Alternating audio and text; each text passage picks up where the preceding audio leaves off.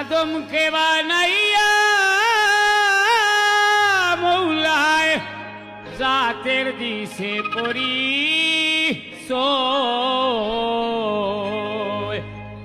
কুরআন খুঁজো মানুষ বজ, মানুষ তো সামান্য নয়।